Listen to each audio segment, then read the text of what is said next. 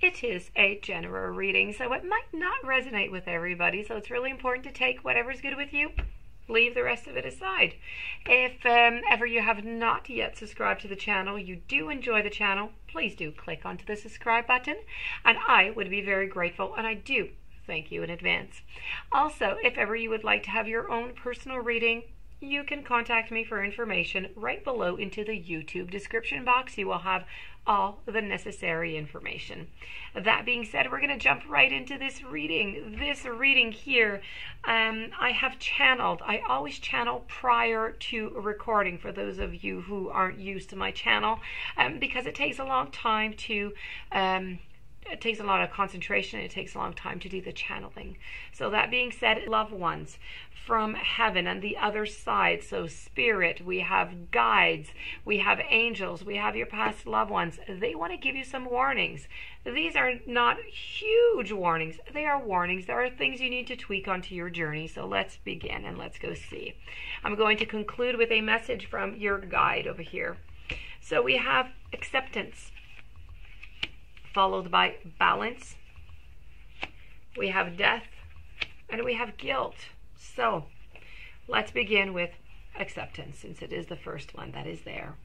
This is about learning to accept that there's things that you just cannot change. Right now, your soul is learning acceptance, and this may force you to feel out of control in a situation or with another person in your life. Just realize that the universe has given you this incredible opportunity, the opportunity to release control. Perhaps doing so is going to help you to realize that there is a rhythm. There's a rhyme or a reason to everything in life. Rather than thinking that these are accidents that are occurring, refer to these conditions as moments of divine design. Maybe it's just a person or a situation that you do not agree with right now.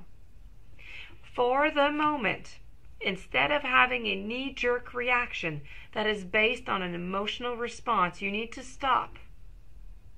You need to step back. You need to observe, and you need to make an attempt to understand both sides of the equation, which is an incredible gift for you to practice. Practice tolerance, practice grace and patience. Realize that although you have come to accept a situation or a condition, it doesn't necessarily mean that you are condoning a behavior or that you support it. You see it for what it is and recognize that there is something rich to learn from this. And that is all about acceptance. We're going to move on over to the following message, which is all about balance. This is about you bringing a state of perfect harmony into your world, and doing so without judgment. Balance means bringing a sense of stability and a sense of wholeness into every area of your life. Many times when you look at a situation but objectively, you are going to resonate with one side more than the other. Try not to view either as good or as bad, but simply recognize that it is. The true nature of the scales of balance is to give both sides of the situation your equitable, objective perspective. Now, it can be really difficult to understand the side that you don't relate to, but that is a lesson in itself. What is about you that prevents you from giving both sides of the coin your non-judgmental assessment?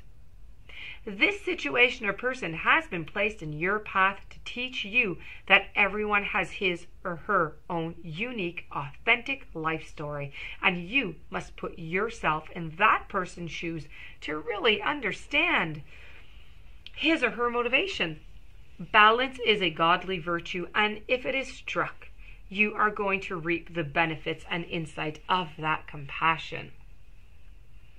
Now, the card that you might all be wondering about since earlier, because it does have a striking word on it that can bring all different kind of emotions upon, we're going to go to the Death card.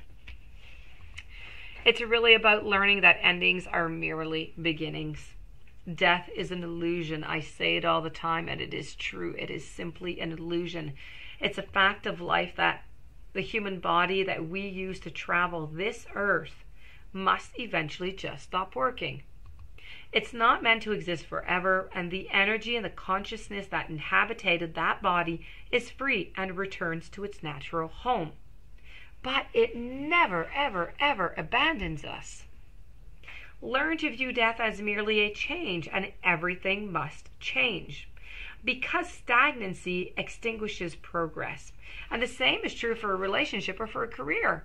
A soul lesson may be completed, and it is time to move beyond this point of familiarity and expand into new horizons of learning and development.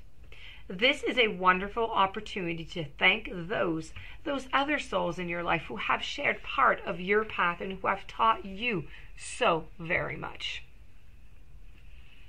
And the final message that I do have here is about guilt. This is about releasing any beliefs that no longer assist in your soul's growth. Now, your past loved ones want you to know that the energy of fear has many guises to complicate your path to loving yourself. Guilt is the most devious because it is a wolf in sheep's clothing. It is a self-imposed emotion that pretends to be instructive and pretends to be enlightening. Guilt can help us grow when we realize that our actions have been hurtful to others and that we need to make amends. And after we do so, it is time to learn from the behavior and to move on.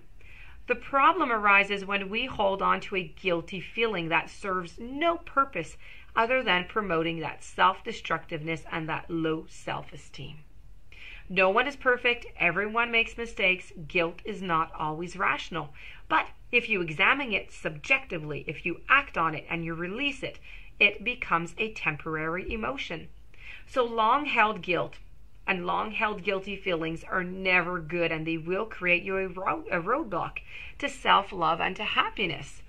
So you must continually scan your current emotions for any guilty feelings and bring them to the surface and analyze them. Healthy guilt is a warning that action should be taken, but irrational guilt, well, that simply needs to be released. So, if we do a little recap here quickly, you need to work onto the acceptance. So, learning to accept the things that you just cannot change. Working on balance, bringing a state of perfect harmony into your world, but without any judgment. Death, it's all about beginnings. You need to look at death in another way. It is not death. It is not an ending. Death is an illusion. It is all about a new beginning. It is about changes. And guilt is about releasing any beliefs that no longer assist your soul's growth. So let's do a little assessment of our emotions and get rid of what is no longer serving us anything positive. We have take responsibility for your actions. Your thoughts, your words, your deeds, they create energy and they all have consequences. It is just the simple law of physics that every action has an equal and opposite reaction. Now, as you look at this message, your guides want you to understand that it is necessary for you to accept ownership of that action. Take responsibility for your actions. You might think that thoughts are not technically considered action, that they are not as powerful as words and deeds, but you would be mistaken. Thoughts may be more powerful than they are the creator of words and of deeds. You are creating an atmosphere and placing it into the universe. So depending on the thought, you can create an imbalance. If what you send forth is not in harmony with the natural state of love and compassion of which you are made, it is a human tendency to believe that just because you cannot see something, it must not exist. But that is a foible of the human experience. If this message appears for you, you need to examine your current relationships and see if an action that you have initiated has created a certain imbalance. And we talked about it over here, about balancing everything off. And if so, you need to take ownership for it. You need to apologize. You need to make amends. The spiritual law of cause and effect is going to produce that karmic debt on you if you do not pay that eventually. So it is best to simply pay it now. Let's not have that karmic debt. Reading, I do hope that you enjoyed. If you do have any questions, you'd like your own reading, you can contact me at romancefultarot@gmail.com. Please don't forget to subscribe to the channel. Stay tuned for further readings. Have a beautiful day, many blessings, and I will see you tomorrow.